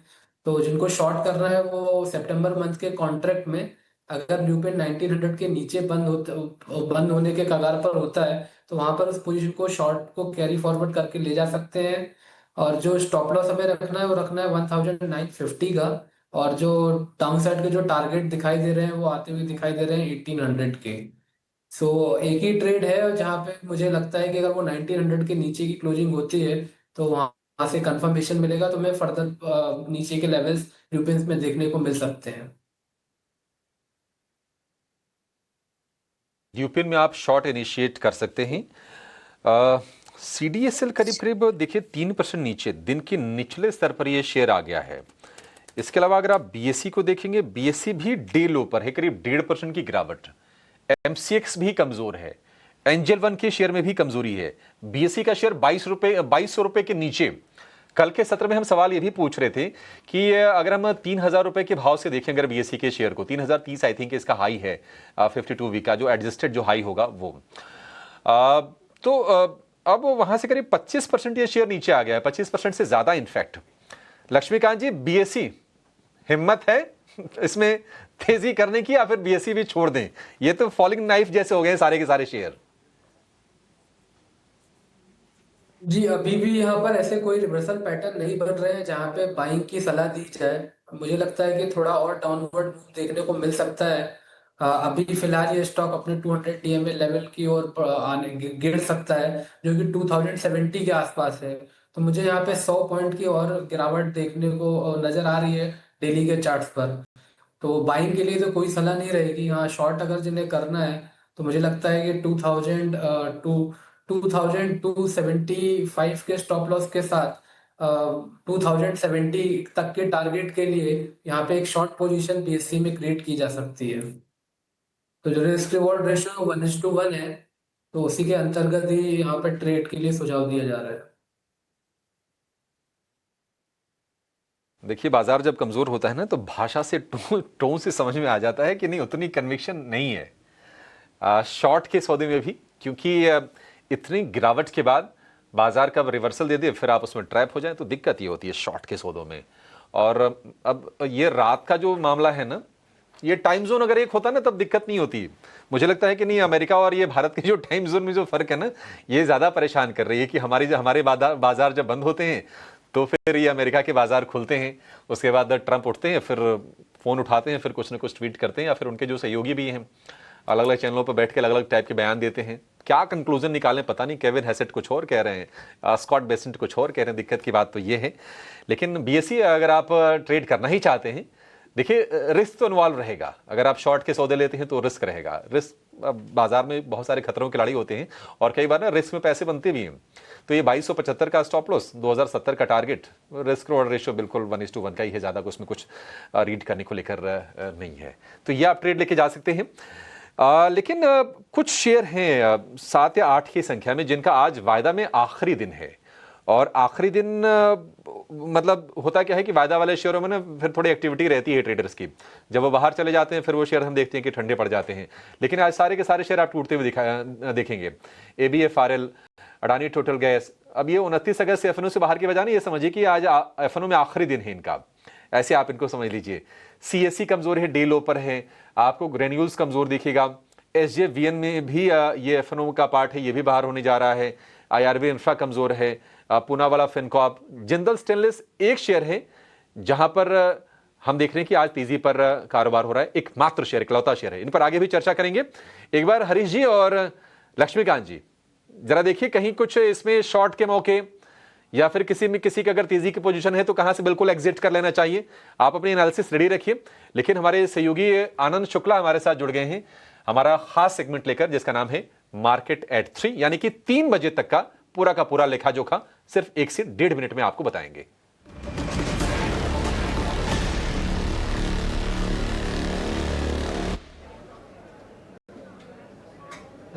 क्या एक्शन हुआ है बाजार में और कहां पर आपकी नजर गई है?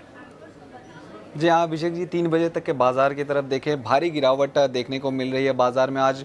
और रियल्टी सेक्टर पे जो है लगातार दूसरे दिन दबाव देखने को मिल रहा है। फिनिक्स मिल्स की तरफ देखें, करीब 3% की गिरावट दिख रही है। वहीं प्रेस्टीज स्टेट और गोदरेज प्रॉपर्टीज़ भी 1.5 से 2% की गिरावट पर कारोबार कर रहे हैं। वॉल्यूम की बात करें कि वॉल्यूम कहाँ ज़्यादा दिख रहा है, तो इंडिगो का शेयर देखिए, करीब 84 लाख शेयरों की ब्लॉक डील हुई है। डिस्काउंट पर 5% नीचे कारोबार कर रहा है शेयर और औसत से करीब 25 गुना ज़्यादा वॉल्यूम देखने को मिल रहा है। इसके अलावा RBL बैंक की बात करें तो 2.5% की गिरावट पर शेयर कारोबार करता नजर आ रहा है और औसत से 8 गुना ज़्यादा वॉल्यूम यहाँ भी देखने को मिल रहा है। MGL के शेयर में भी आज गिरावट दिख रही है और औसत से 6 गुना ज़्यादा वॉल्यूम देखने को मिल रहा है। खबरों की बात करें तो TVS मोटर पर खबर आई है, कंपनी ने EV स्कूटर ऑर्बिटर लॉन्च किया है और ये जो ऑर्बिटर की एक्स शोरूम कीमत है वो करीब 99,900 रुपये रखी हुई है। आज शेयर में उतार चढ़ाव देखने को मिल रहा है। इसके अलावा पावर ग्रिड की बात करें तो कर्नाटक में ट्रांसमिशन सिस्टम के लिए कंपनी को LOI यानी कि लेटर ऑफ इंटेंट मिला है। शेयर में हालांकि आज गिरावट का असर देखने को मिल रहा है। अंत में एक ब्रोकरेज रिपोर्ट की बात करेंगे। कोफोर्ज पर मोतीलाल ओसवाल की ब्रोकरेज रिपोर्ट आई है, खरीदारी की राय दी है लेकिन लक्ष्य रखा है 2,400 रुपये का। साथ ही साथ कंपनी का वित्त वर्ष 2026 तक 20 से ज़्यादा डील जो है वो साइन करने का लक्ष्य कंपनी ने रखा हुआ है। हरे निशान में कारोबार करता आज नजर आ रहा है शेयर। तो 3 बजे तक ये सारे अपडेट्स थे जिनकी वजह से इन सारे शेयरों में आज एक्शन देखने को मिल रहा है। शुक्रिया आनंद, ये सारे के सारे अपडेट देने के लिए। तो बाजार में जहां पर हलचल है वहां पर 18 हाउस स्वदेश की नजर है और आपके लिए सारे के सारे अपडेट्स फटाफट अंदाज में आपको रोज आनंद ये बताते हैं। मिड कैप में करीब 730 अंकों की गिरावट। मिड कैप का माहौल काफी खराब है। निफ्टी की गिरावट 210 अंकों की, निफ्टी बैंक की 610 अंक की। निफ्टी बैंक दिन के निचले स्तर के आसपास ही है और निफ्टी की भी स्थिति लगभग वही है। चलिए एक छोटी सी ब्रेक के लिए रुकेंगे और ब्रेक के बाद जब लौटेंगे तो अगर ट्रेड बनते हैं BTST के या फिर STBT के तो वो भी जानेंगे और जो शेयर वायदा से बाहर जा रहे हैं उन पर भी हम कुछ स्टॉक्स पर बातचीत करेंगे और आपके लिए अच्छी स्ट्रेटजी देंगे। बस यूं गए और यूं आए, बस ये समझिए। फौरन आ जाइए।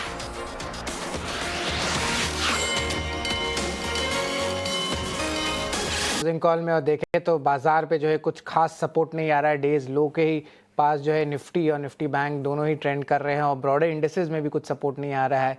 रियल्टी IT खेमे में जो है गिरावट भारी देखने मिल रही है। हरीश आपसे शुरुआत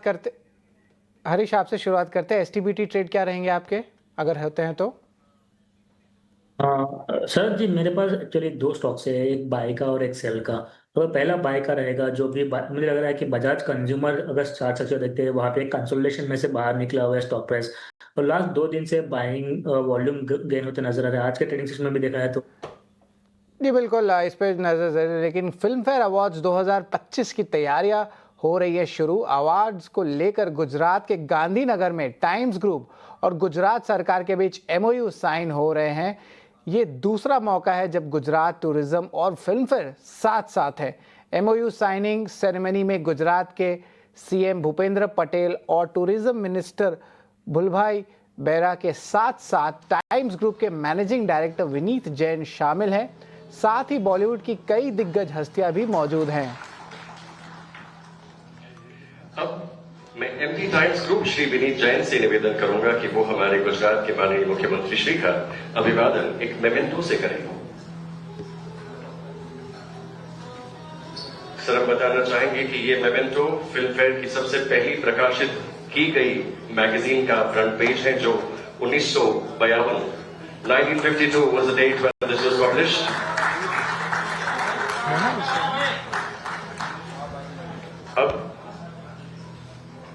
अब मैं डायरेक्टर वर्ल्ड वाइड मीडिया और CEO ZENL BCCL and digital network Shri Rohit Gopa Kumar से निवेदन करूंगा कि वो हमारे माननीय टूरिज्म मंत्री श्री मुड़ुभाई बेरा का अभिवादन करें।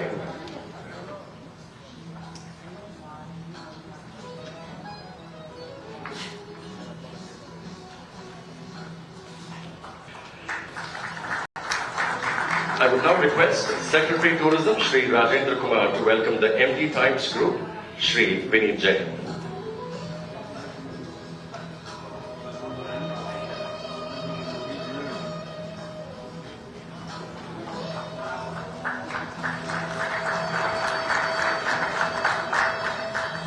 I would now request Shri Rohit Gopakumar to welcome Additional Chief Secretary to Honorable CM Shri Manoj Kumar Das.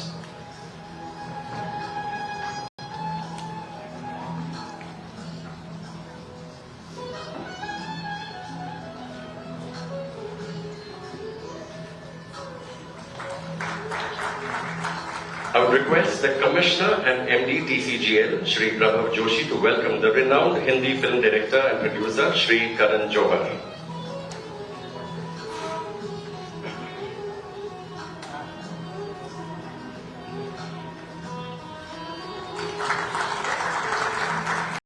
I would now request the joint MD TCGL, Shri Kuldeep Singh Jala, to welcome the renowned Hindi film actor, Shri Vikrant Messi.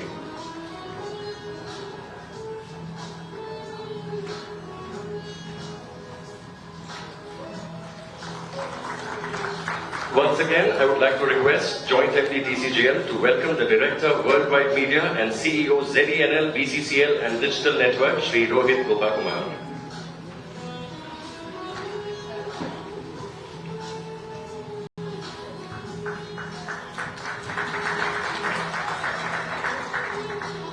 Thank you, sir. In the last 70 years, India's story has moved from Mere Paas Maa Hai to Mere Paas Cinema Hai.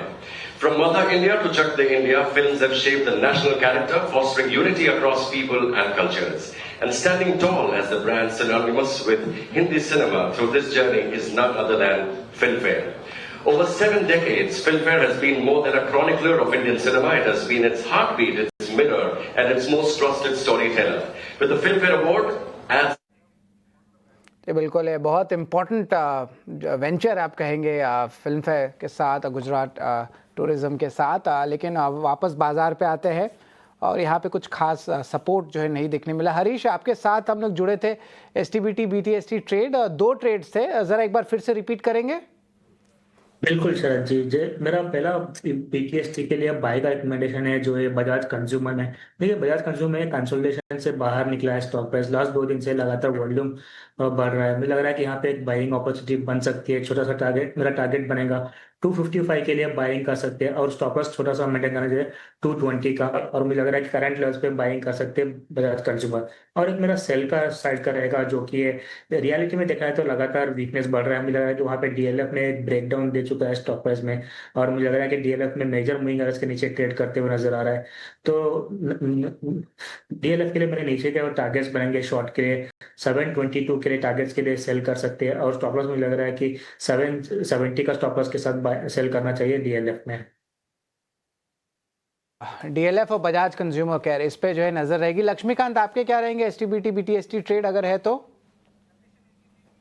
Ji, cell call के बारे में मैं already बता चुका हूँ। Lupin में मेरा जो कनेक्शन है वो थोड़े मेरी साइड का है, तो मुझे लगता है कि वहाँ पर 1800 के लेवल्स हम देख सकेंगे।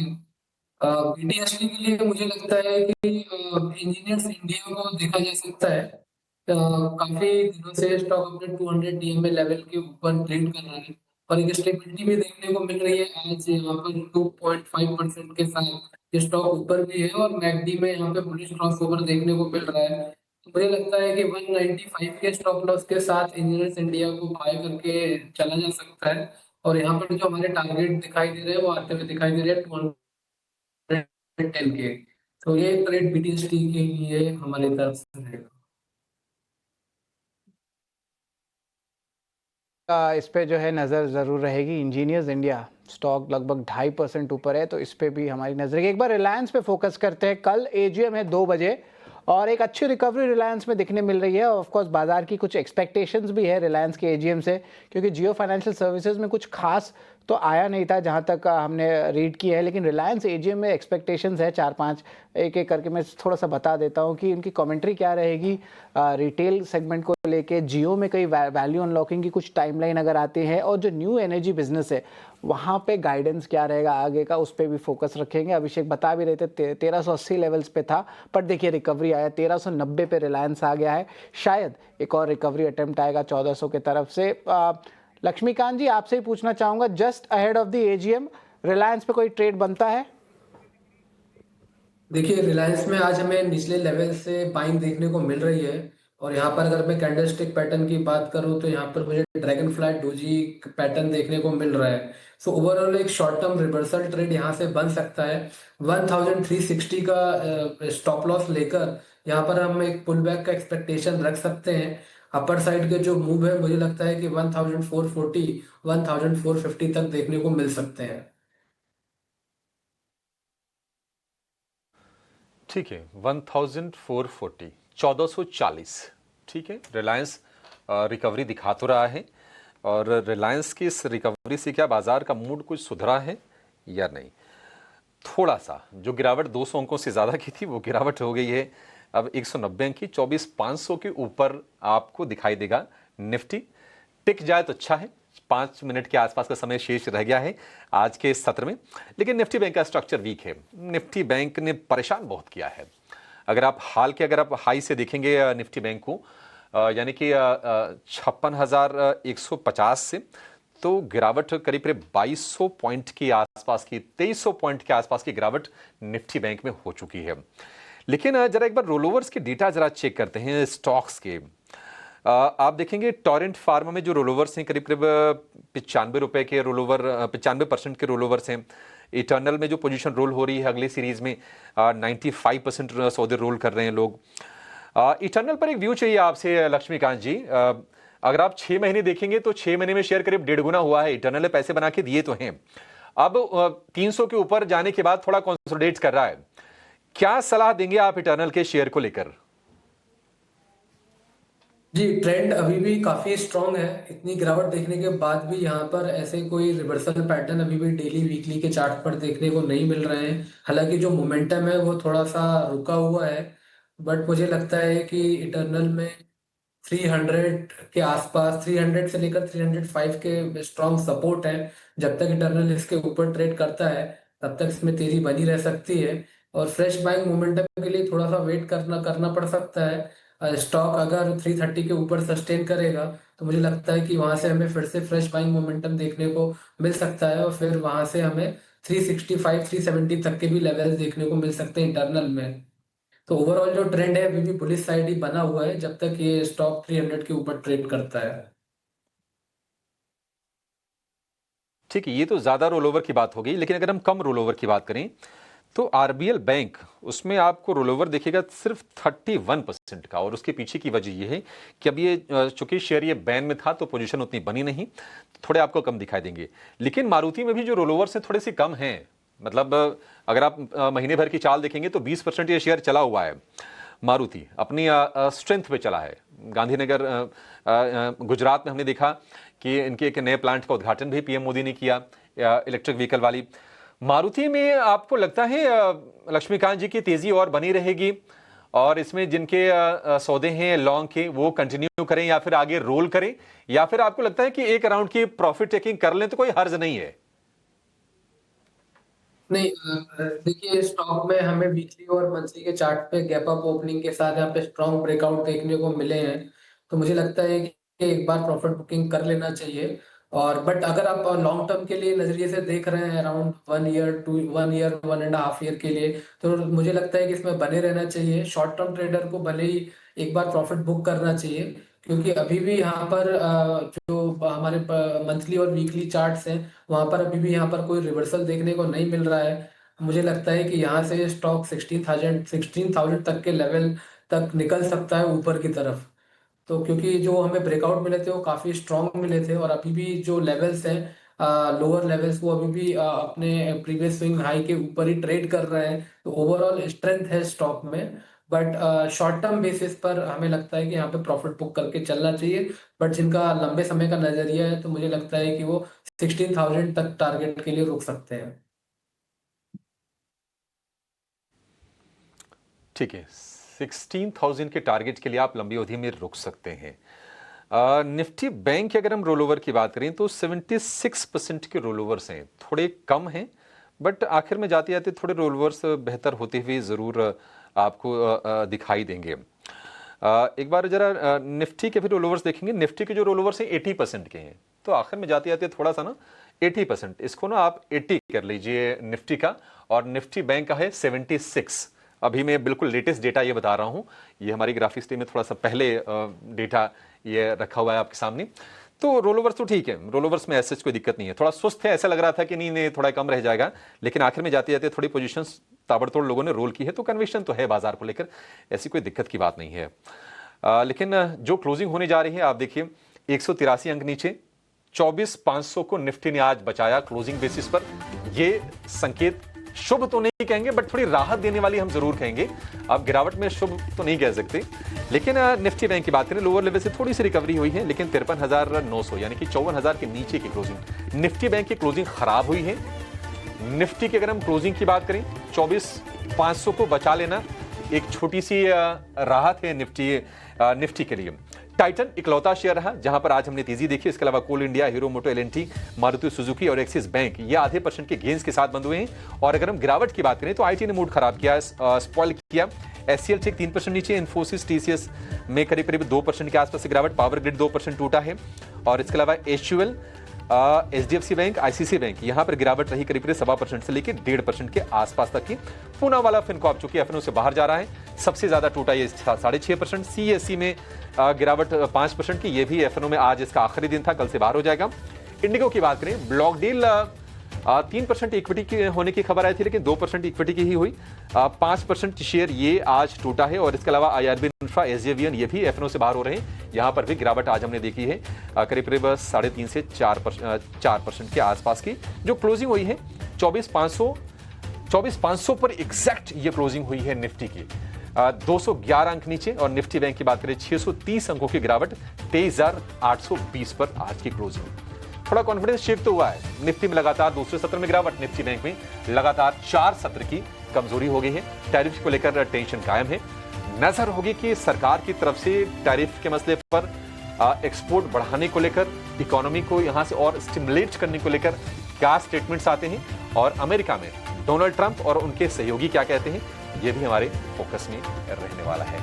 लेकिन चलिए शो को यहीं पर समेटेंगे। हरीश जी और लक्ष्मीकांत जी बहुत शुक्रिया आज आपका समय देने के लिए और तमाम शेयरों पर हमारे व्यूवर्स को गाइड करने के लिए, कमाई करने में उनकी मदद कराने के लिए। इस शो में फिलहाल इतना ही। शरद को और मुझे आप दीजिए इजाजत। एक छोटे से ब्रेक के बाद कराएंगे आपकी हम कल की तैयारी। आज ही आप कहीं जाइएगा नहीं।